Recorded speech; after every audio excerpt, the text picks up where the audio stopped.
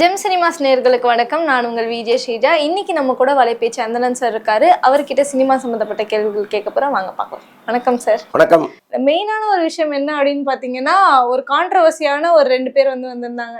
ஜெயம் ரவி அப்புறம் அவங்களோட சிங்கர் அப்படி வந்திருந்தாங்க. அது ஒரே கலர் ட்ரெஸ்ல வந்திருக்காங்க.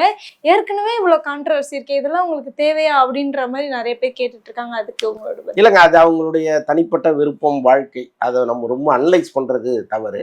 ஆனால் அதே நேரத்தில் ஒரு கருத்தை நான் இங்கே பதிவு பண்ணணும்னு நினைக்கிறேன். எப்பவுமே இங்கே பத்திரிகையாளர்கள் ஒரு கருத்தை சொல்லும்போது, ஒரு செய்தியை சொல்லும்போது அதில் அடிப்படையே கிடையாது, ரொம்ப தவறானது, அது வதந்தி அப்படின்னு சம்பந்தப்பட்ட நடிகர்கள் சொல்லிடுறாங்க. அப்ப என்ன நடக்குது அப்படின்னா, யார் இந்த தகவலை சொல்றாரா அவர் மீது மொத்த கூட்டமும் பாயுது.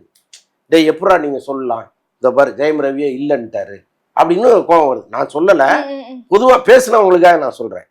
இதே ஜெயம் ரவி அன்னைக்கு அப்படி சொன்னார். இன்னைக்கு அவங்க 2 பேரும் சேர்ந்து ஒரு தம்பதி சமேதரா வந்த மாதிரி தான் நான் பார்க்குறேன். அது வெளி உலகத்துக்கு அவர் சொல்றாரு, நாங்க விரைவில் சேர்ந்து வாழ போறோங்கிறது தான் அவர் அப்படி சொல்ல வர்றாரு. இல்லைன்னா அவ்வளோ பெரிய கூட்டத்தில் இவ்வளோ மீடியாக்கள் வரும், நம்ம இப்படி வர்றமேன்னு அவர் நினச்சிருந்தா வந்திருக்க மாட்டார்ல. அப்போ ஏதோ இந்த சமூகத்துக்கு நம்ம ஒரு கருத்தை சொல்லணும்னு நினைக்கிறாரு, அதனால கூப்பிட்டு வந்துட்டாரு. நான் என்ன சொல்கிறேன், உங்களுக்கும் அவங்க மேலே ஒரு காதல் இருக்குது, அது எப்படியோ வெளியில் கசிந்து அது சில பேர் பேசுகிறாங்க, நம்ம அதை பேசலை, யாரோ பேசுகிறாங்கன்னு வைங்களேன், நீங்கள் அமைதியாக அதை கடந்து போயிருக்கலாம். அப்படி ஒரு விஷயமே நடக்கலை, அது ரொம்ப தவறானது, பொய் அப்படின்னு சொல்லிட்டு நீங்கள் இப்படி செய்யறதுங்கிறது அதுதான் நம்மளால ஏற்றுக்க முடியல. மற்றபடி அது அவருடைய தனிப்பட்ட வாழ்க்கை, அவர் தனிப்பட்ட விருப்பம். அவர் ஏன் அந்த முடிவு எடுத்தாருன்னு நீங்க அவர்கிட்ட போய் கேட்டாதான் அதுல இருக்கிற நியாயம் தெரியும். நம்ம வெளியில இருந்துட்டு நீ பண்ணு தப்புன்னா நம்ம சொல்ல முடியாது. இல்ல சார், இப்போ முன்னாடி நம்ம அந்த பிரஸ் மீட்ல பார்க்கும்போது தேவையே இல்லாம 2 பேரை சேர்த்து வச்சு பேசாதீங்க, அவங்களும் நானும் ப்ராஜெக்ட் பண்ணிருக்கோம் அவ்வளவுதான் அப்படின்ற மாதிரி சொல்லிருக்காரு.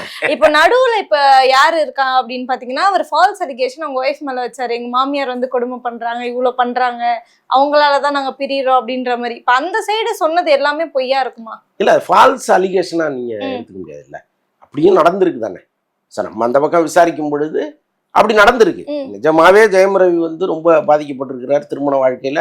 அவருக்கு ஒரு மிகப்பெரிய தோல்வி தான் அது. அவருக்கு சுதந்திரம் இல்லாத அளவுக்கு அவருக்கு நெருக்கடி கொடுத்தாங்கிறதெல்லாம் நம்ம பார்த்தோம்.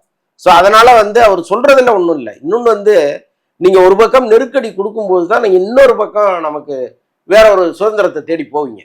ஒருவேளை ஆர்த்தி ரொம்ப அவருக்கு நினைச்ச மாதிரி இருந்திருந்தாங்கன்னா இந்த முடிவை அவர் எடுத்திருக்க மாட்டாரு. அப்ப அவர் நம்ம எல்லாத்துலயும் நம்ம குறை சொல்றதுல அர்த்தம் இல்லை. ரொம்ப நன்றி சார். நன்றி.